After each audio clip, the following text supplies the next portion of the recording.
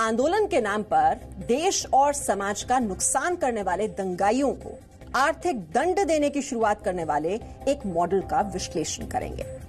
नागरिकता कानून के खिलाफ पूरे देश में प्रदर्शन के नाम पर दंगाइयों ने हिंसा, आगजनी और तोड़फोड़ की। इन घटनाओं में गोलीबारी और दंगे भी हुए, साथ ही सार्वजनिक संपत्ति को भी नुकसान पहुंचाया गया।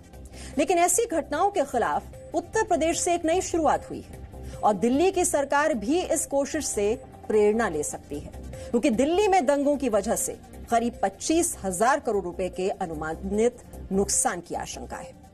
दिसंबर 2019 में प्रदर्शन के नाम पर यूपी में भी तोड़फोड़ हुई थी और जगह जगह आग लगाकर गाड़ियों, पुलिस चौकियों और सरकारी संपत्ति को नुकसान पहुंचाया गया था।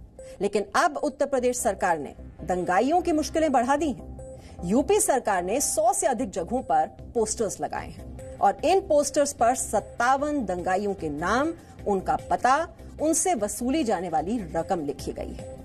कुल मिलाकर 1,55,00,000 रुपए से ज्यादा की रिकवरी का आदेश जारी किया जा चुका है और अगर इन दंगाइयों ने 1 महीने में सरकार को रिकवरी की रकम नहीं चुकाई तो इनकी संपत्ति जब्त की जाएगी। यानी अब दंगाइयों को सुधारने के लिए उन पर आर्थिक दंड लगाया जा रहा है और अगर किसी ने भी दंगा करके देश को जलाने की कोशिश की तो उस पर आर्थिक दंड लगाया जाएगा।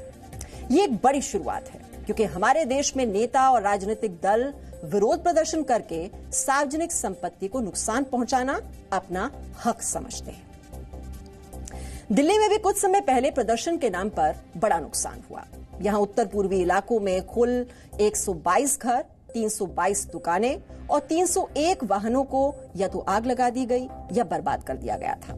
इन दंगों में 5 गोदाम, 4 मस्जिदें, 3 फैक्ट्री और 2 स्कूलों की बिल्डिंग भी जला दी गई और इन दंगों में करीब 25,000 करोड़ रुपए का अनुमानित नुकसान होने का आकलन किया गया है।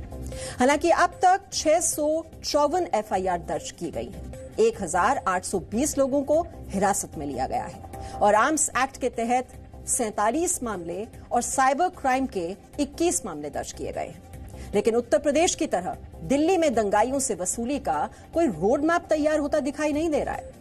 यूपी सरकार अगले 1 महीने में नुकसान की रिकवरी कर सकती है, लेकिन दिल्ली में हुए नुकसान की भरपाई आपके टैक्स के पैसों से होगी। यानी दंगाइयों ने जो हजारों करोड़ का नुकसान किया है वो आप यानी देश का टैक्स देने वाला हर नागरिक चुकाएगा।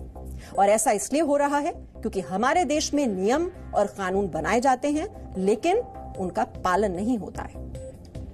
वर्ष 1984 में सार्वजनिक संपत्ति नुकसान रोकथाम अधिनियम बना था और इसका उल्लंघन करने पर 6 महीने से 5 साल तक जेल की सजा और जुर्माने का भी प्रावधान है।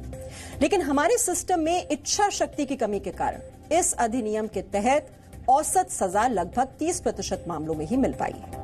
नेशनल क्राइम रिकॉर्ड्स ब्यूरो यानी एनसीआरबी के मुताबिक देश के कई अदालतों में 14,000 से ज्यादा केस लंबित हैं और देश के 3 राज्य हरियाणा, यूपी और तमिलनाडु में ही 6,300 से ज्यादा केस फैसले का इंतजार कर रहे हैं।